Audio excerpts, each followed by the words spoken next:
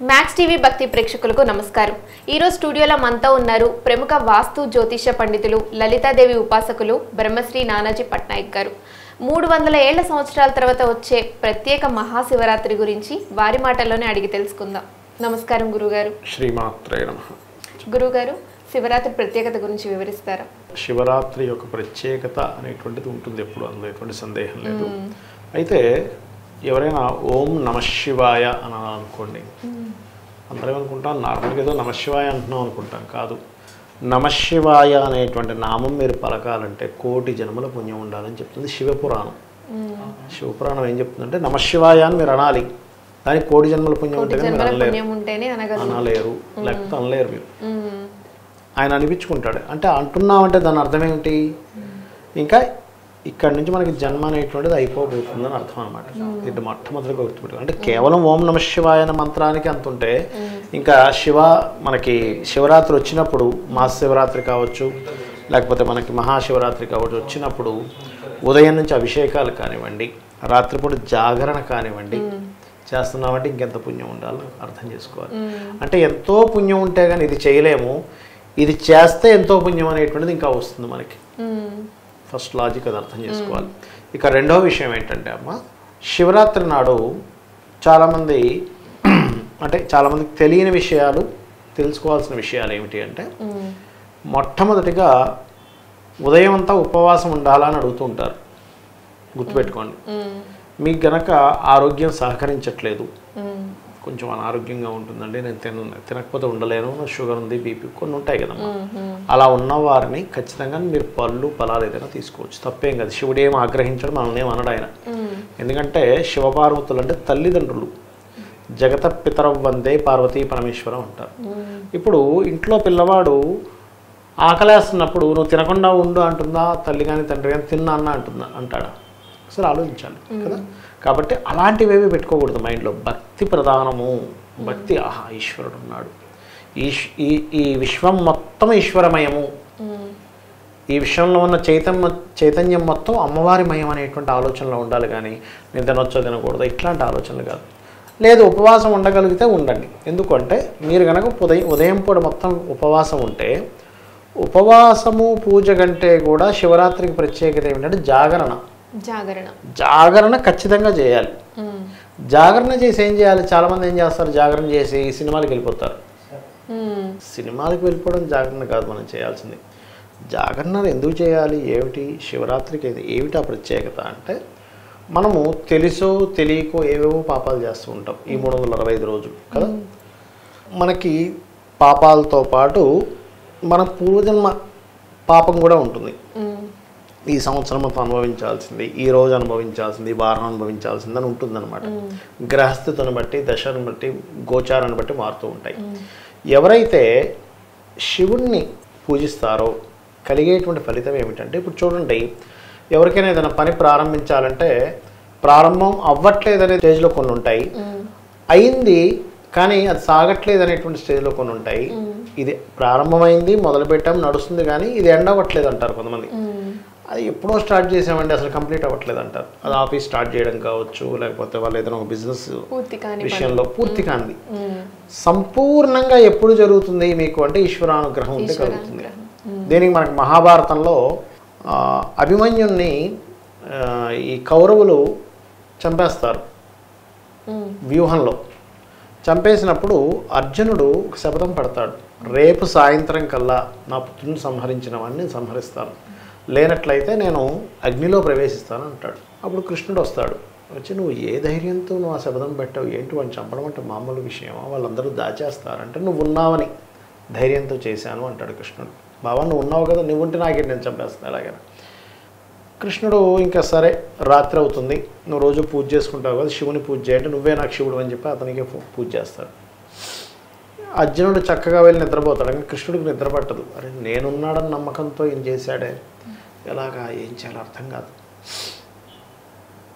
ఇతను కృష్ణ పరమాత్మ అర్జునుడి దగ్గరికి వెళ్ళి లే అని చెప్పి లేపి తీసుకొని వెళ్తాడు హిమాలయాల దగ్గరికి. తీసుకుని వెళ్తే అక్కడ పరమేశ్వరుడు ధ్యానంలో ఉంటాడమ్మా. అక్కడ ధ్యానంలో ఉండగా పరమేశ్వరుడి దగ్గరికి వెళ్ళి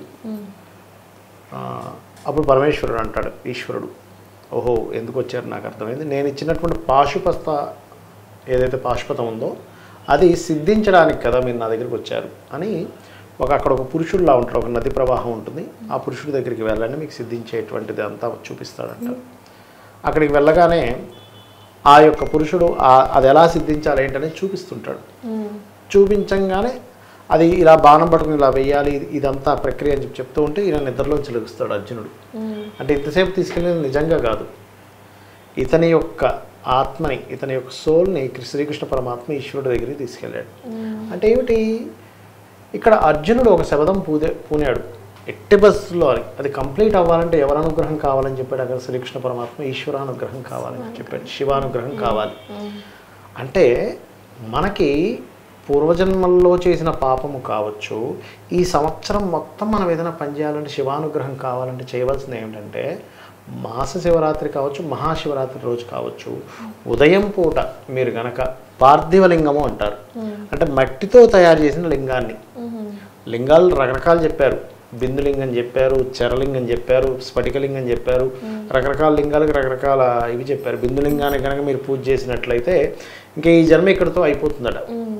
స్ఫటికలింగానికి కనుక పూజ చేస్తే మీరు అనుకున్నది సిద్ధిస్తుంది.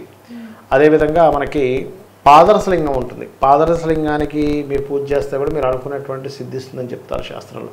ఇలా రకరకాల లింగాల్లో ఈ కలియుగంలో ప్రత్యేకంగా మీరు పూజ చేయవలసినటువంటిది పార్థివలింగం, అంటే మట్టి లింగం.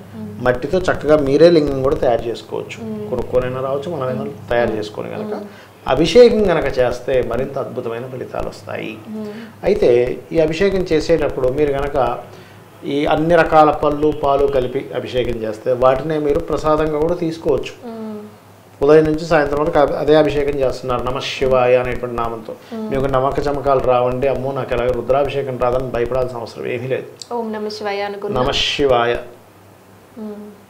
శివము అంటే మంగళం అని అర్థం.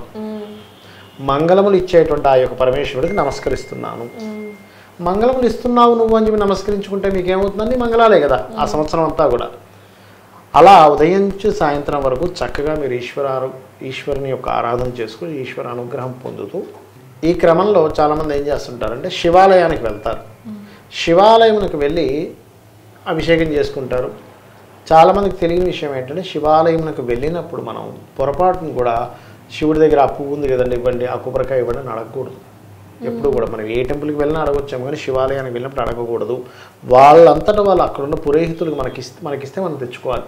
దీనికి కారణం ఏంటి గురుగారు? అది శివుని యొక్క మానిల్యం ఏదైతే ఉందో అది మనతో మనం అడగకూడదని, అది ఇంకొకరికి చెందుతుందని శివపురాణంలో ఉంది.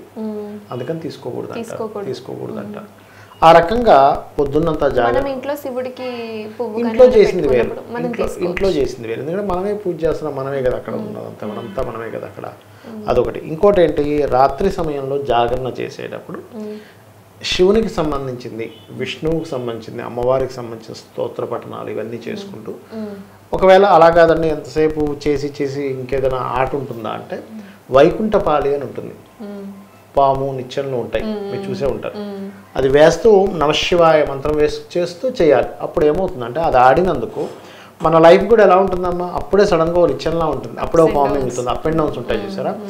లైఫ్లో కలిగేటువంటి అప్ అండ్ డౌన్స్ అన్నీ కూడా ఆటల రూపంలో పోతుంది.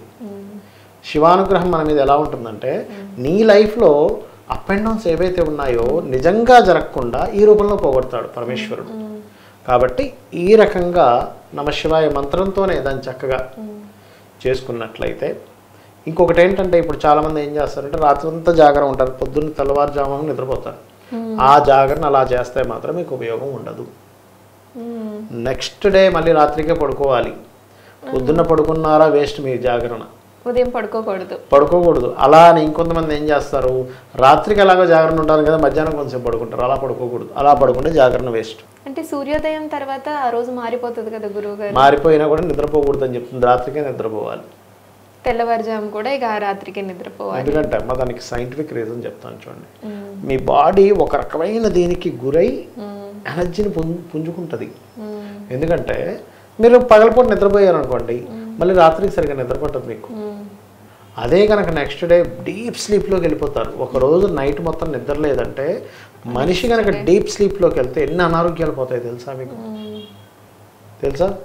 చాలా అనారోగ్యాలు పోతాయి. చాలా మంది చూడండి డాక్టర్స్ ఏమంటారు, మీకు బాగా నిద్ర పడుతుందా అని అడుగుతారు. ఏదైనా అనారోగ్యం నిద్ర పడుతుంది అన్నారంటే రైట్, ఏం కాదు, మీరేం కంగారు పడకండి అంటారు. చాలా మెడిసిన్స్లో నిద్రపోయేటువంటి ఇది కలిసి ఉంటుంది అందులో. ఈ మెడిసిన్ వేసుకున్నాక నిద్ర పడుతుందండి, మీరేం టెన్షన్ పడద్దు, నిద్ర వల్ల మీకు తగ్గుతుంది అంటారు. ఎందుకు? డీప్ స్లీప్లోకి వెళ్ళిపోతే అనేకమైన అనారోగ్యాలు తగ్గిపోతాయి. అది మనకి గుర్తుపెట్టుకోవాలి. అంతేగాని రాత్రంతా పడుకోలేదండి, పొద్దునే మళ్ళీ పడుకున్నాను, వేస్ట్ అయిపోద్ది మీకు. అయితే ఈ జాగరణలో దేవుడి పాటలు వినడం, దేవుడి సినిమా, దేవుడికి సంబంధించింది అంటే పురాణాలు వినడం, దేవుడికి సంబంధించిన భగవత్ సంబంధించినవి, భగవత్ సంబంధించిన సినిమా చూడొచ్చు, తప్పేం కాదు. అయితే అదేంటి, అదేదో కామెడీని అంటే నేను అనేది ఏంటంటే అక్కడ భగవత్ సంబంధించిన ఆలోచనలతో చూడాలి కానీ మొత్తం సినిమా మొత్తం ఎక్కడో ఒక దేవుడు కనిపిస్తాడు, మిగతా సినిమా మొత్తం ఏ రకంగా ఉంటుంది. అలా కాకుండా మొత్తం శివుడికి సంబంధించినటువంటిది అట్లా. శివుడనే కాదు, ఏ భగవంతుడికి సంబంధించిన సినిమా అయినా చూసుకోవచ్చు. అంటే మీ ఆలోచనలు వేరే వైపు వెళ్తాయి కదా వేరే సినిమాలు చూస్తే, అట్లా అంత మించేం లేదు. ఇంకా ఉపవాస నియమం గురించి అంటే చేయలేని వాళ్ళు పండ్లు పాలు తీసుకోవచ్చు, హ్యాపీగా తీసుకోవచ్చు. జాగరణ వీటి గురించి పూజా విధానం తెలియజేస్తారా గురుగారు? పూజా విధానం చాలా సింపుల్ అమ్మ, ఈశ్వరుడిది ఎప్పుడు కూడా. అతనికి ఒక బిల్వపత్రము, అదేవిధంగా నీరు. అయితే ఇందులో ఇప్పుడు శివరాత్రి రోజు అభిషేకం చేసుకునేవారు ఎవరైనా కానీ చూడండి, సంతానం లేదనుకోండి, మీకు దగ్గరలో శివాలయం ఉంది, లేకపోతే మీ ఇంట్లో లింగంతో చేస్తున్నారు, పసుపు గంధము నీటితో కనుక అభిషేకం చేస్తే సంతాన ప్రాప్తి కలుగుతుంది. పసుపు నీటితో. ఎవరికైనా వివాహం అవ్వటం లేదు, చెరుకు రసము లేదా మిశ్రీ అంటారు, ఆ పదార్థంతో కనుక మీరు అభిషేకం కనుక చేసినట్లయితే ఖచ్చితంగా. మిశ్రీ అంటే ఏంటి గురువుగారు? మనకి చక్కెర కొంచెం లావుగా ఉంటుంది, పటిక బెల్లంలా ఉంటుంది, దాంతో కనుక చేసినట్లయితే వివాహ యోగం కలుగుతుంది. అలాగే కొంతమందికి చూడండి శత్రుబాధలు ఎక్కువ ఉంటాయి, అలాంటి వారికి శాస్త్రం ఏం చెప్పారంటే ఆ లింగం మీద ఒక వస్త్రాన్ని వేసి ఆవాలతో అభిషేకం చేయమంటారు. అది కొంచెం జాగ్రత్తగా చేయవలసిన విషయం, అదొకటి. అలాగే అప్పుల బాధలు ఉన్న వాళ్ళు బిల్వపత్రంతో చేయాలి. అయితే అప్పుల బాధలు ఉన్నటువంటి వారు శివాలయంలో కానీ విష్ణువాలయంలో కానీ కూర్చొని ఓం అపర్ణాయే నమః అనే మంత్రం కనుక చేసినట్లయితే అప్పుల బాధలు తొలగిపోతాయి. ఇలాగ ఒక్కొక్క దానికి ఒక్కొక్క ఇది చెప్పడం జరిగింది. ధన్యవాదాలు గురుగారు. శ్రీమాత్రే నమః.